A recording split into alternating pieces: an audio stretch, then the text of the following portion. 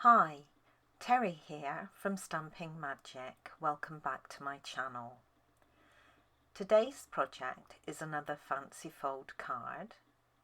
I've used the Sweet Little Stockings stamp set together with the coordinating stockings dies and also papers from the coordinating Sweet Stockings Designer Series paper pack. And this card is a double slider card. So you pull the ribbon and two panels are revealed, one at the top, one at the bottom, and the bottom one is where you would write your message. To close the card, you just push up from the bottom and your card closes both panels. It's a lovely style of card and a little bit unusual. You don't see them that often. Now this one is a little different in that I've made it so it will stand.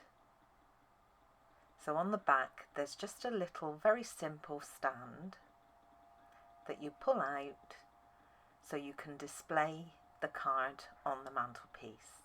Now you don't have to attach the ribbon pull to the bottom panel, you can have it on the top panel if you prefer. But I like to have it on the bottom, so that's where I'm going to put it today. So let's get started.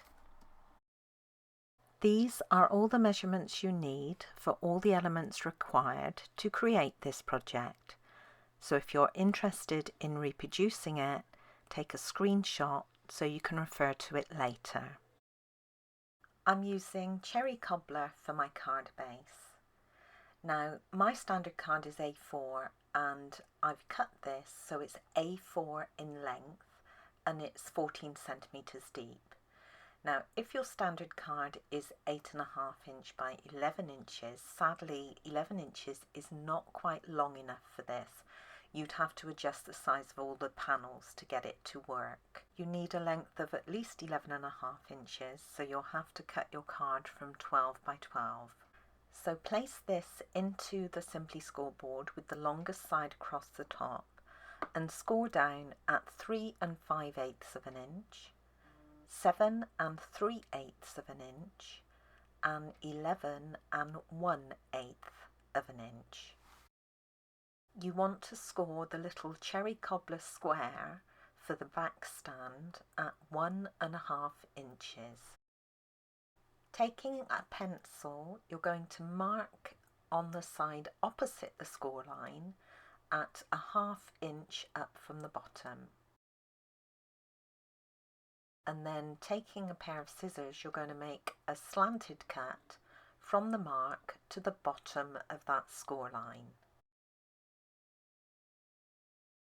Then you can fold on the score line and burnish it with your bone folder. On the right hand side of your card base you have a narrow section. Now you want to slant cut the top and the bottom of this section. This is where you'll apply the glue later on. Now you have three large sections going across. The first one is slightly narrower than the other two. The middle one is the front and the one on the right is the back. The one on the left is going to hold the mechanism for controlling the slider. The slider mechanism is just made up of a piece of plastic and I cut mine from an A4 pocket holder. Now all I did was opened up the right hand side seam and the bottom and then cut strips of plastic from the open sheet.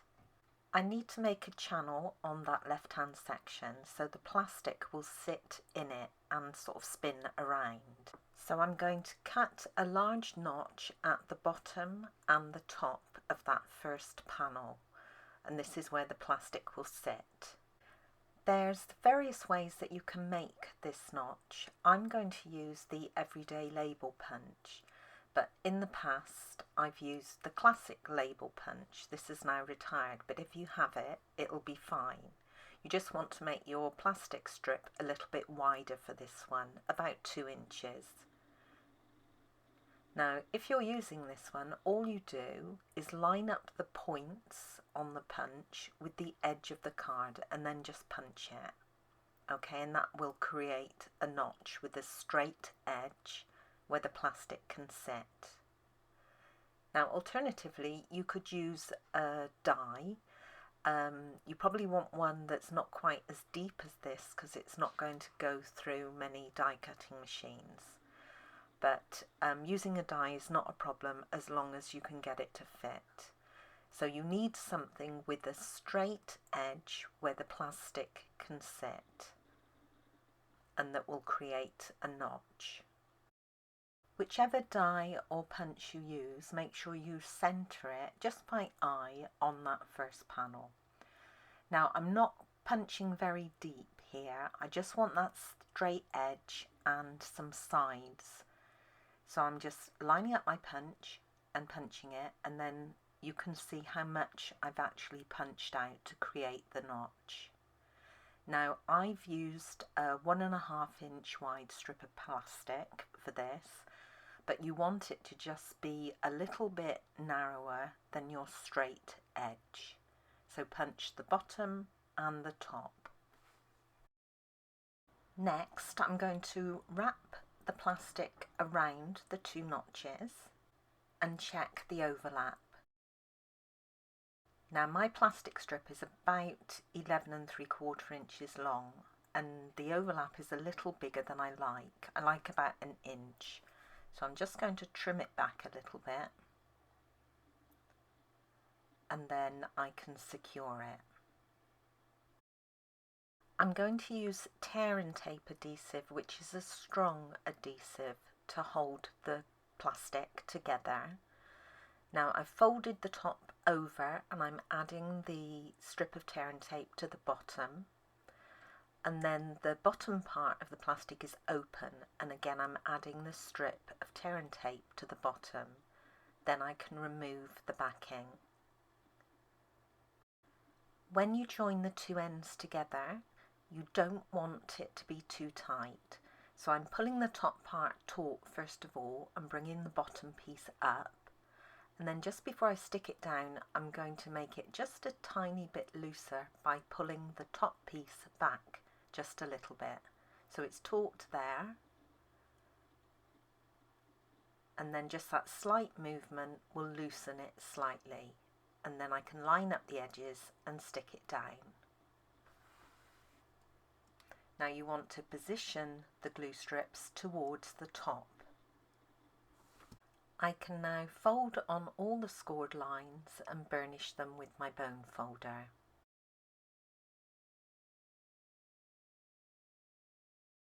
This is the Sweet Little Stockings stamp set, and today I'm using the dog and the cat, the Christmas greeting sentiment, and the two gift boxes.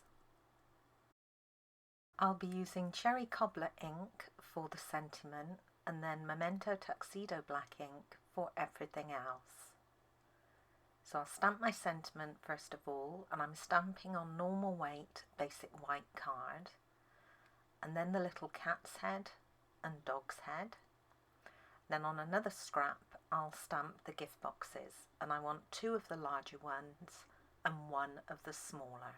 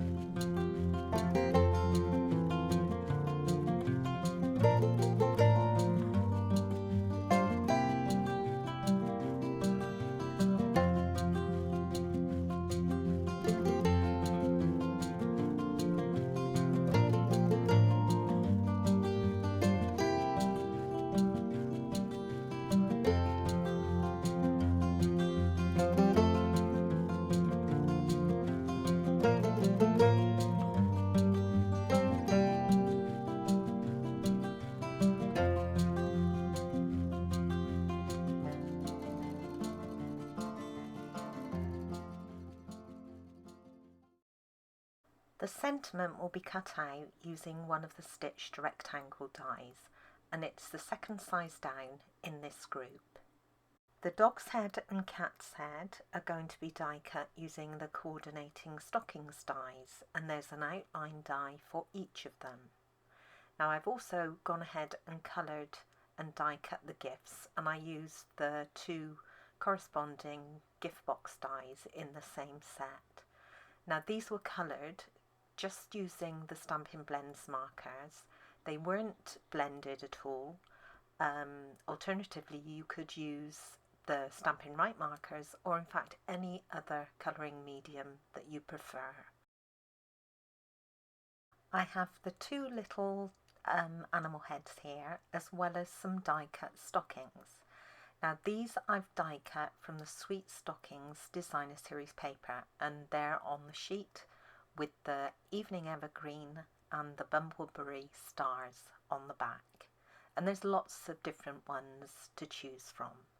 I've chose a large one and a small one. There's also a medium one, and these can be die cut using the corresponding outline dies in the stockings die set. I'm going to attach an animal head to each of the stockings, and I'm just applying a little glue on the animal's paws and chin, and then I can position it onto the top of the stocking. For the front of the card, I have a pool party mat onto which I'm going to layer some of the Sweet Stockings Designer Series paper. Then I have a basic white mat which I've embossed, and to do this I used one of the Wintry 3D embossing folders, and it's the snowflake one. And I'm going to layer this white mat onto a cherry cobbler mat. And I've added dimensionals onto the reverse. Now for the panels, for the top panel, I've got a cherry cobbler mat, a pool party mat, and then a mat of the Sweet Stockings Designer Series paper. That's for the top panel. The bottom panel has a cherry cobbler mat, a pool party mat, and a mat of basic white. And then I've got my animal stockings. I've added dimensionals onto the reverse, and I've got my gift boxes, and they will be positioned onto the bottom panel's white mat.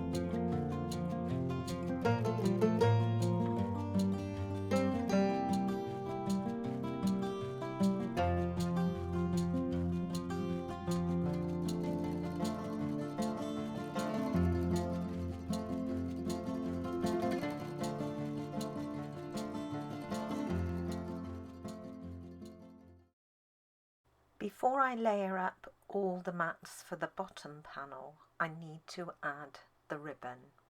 And the ribbon I'm using for this card is our glittered organdy ribbon in white, and it's so pretty. I'm going to make a pencil mark on the bottom edge of the white mat on the reverse at the halfway point, and this will show me where to add the ribbon. Then I'm going to add two small strips of tear and tape over that mark, and then I can position one end of my ribbon.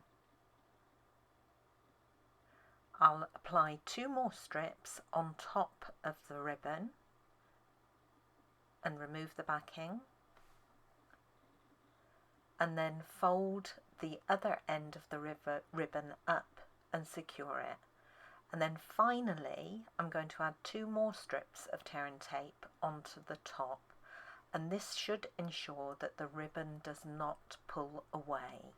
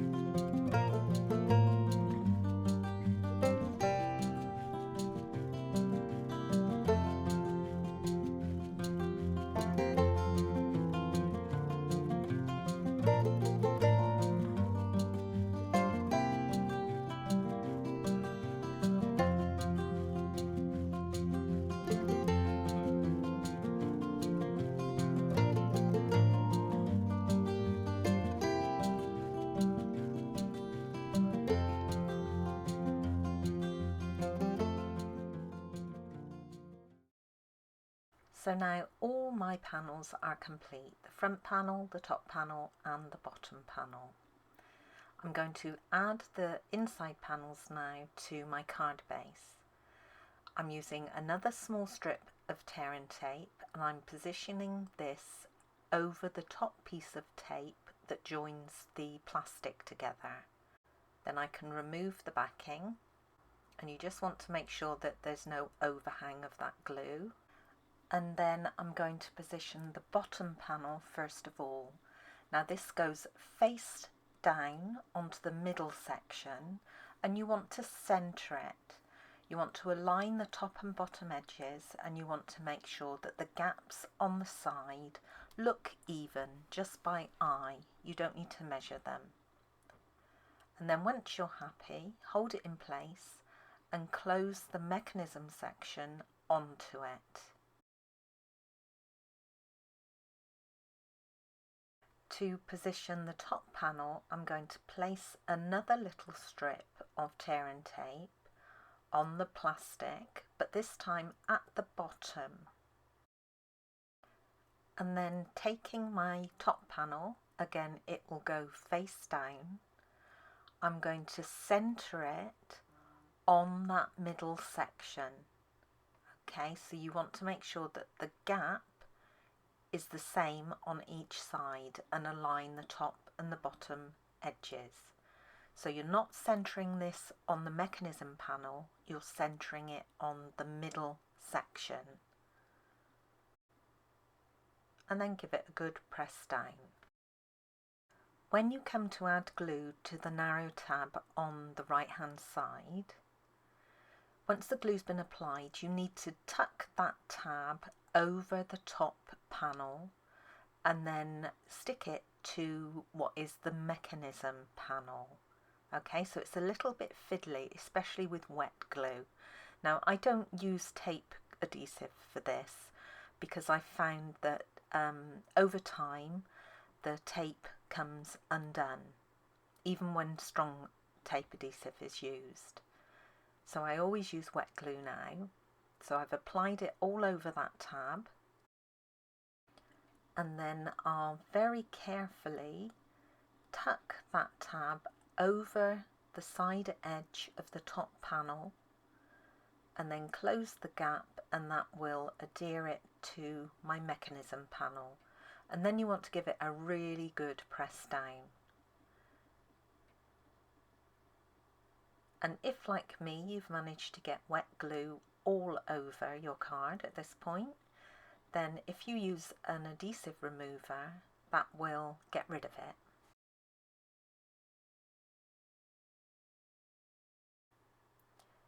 Now I can add the front panel to my card.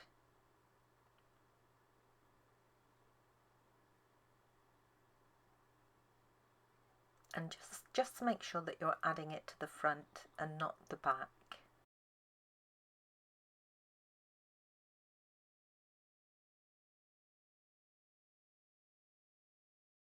The first few times you open and close your card, it could be a little stiff. So if you just work it for a minute or so, you'll find it gets much easier. I can now go ahead and add my sentiment to the top panel. Now I've waited until this point to do it because I can see exactly how much of that top panel I've got to play with, because not all of it is exposed on the finished card. So decide where you want to place it and then add glue and position it. Now you must make sure that you add glue right to the edges of the sentiment, otherwise it could possibly catch inside the card. Once the glue is dry, just work your card to make sure that nothing is catching. To add the stand, you just want to add glue to the 1/2 inch tab and then position it in line with the ribbon so you know it's in the middle and give it a good press down. Now the sloped edge goes towards the bottom. Finally, I'm going to finish the card off by adding just a few of our holiday rhinestone basic jewels. The blue that I'm using from this pack is actually Coastal Cabana, but it's close enough to the pool party that it really doesn't matter. And that's my card complete. It's very sweet.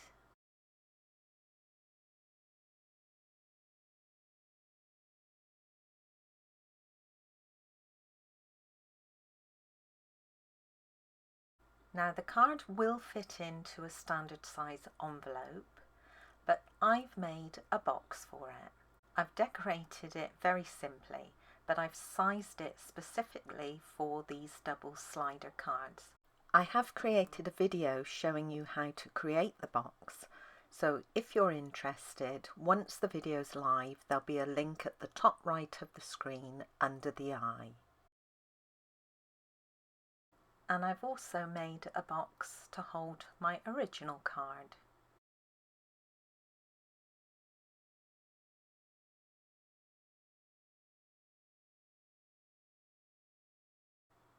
There we go. And of course both cards will stand up so you can display them.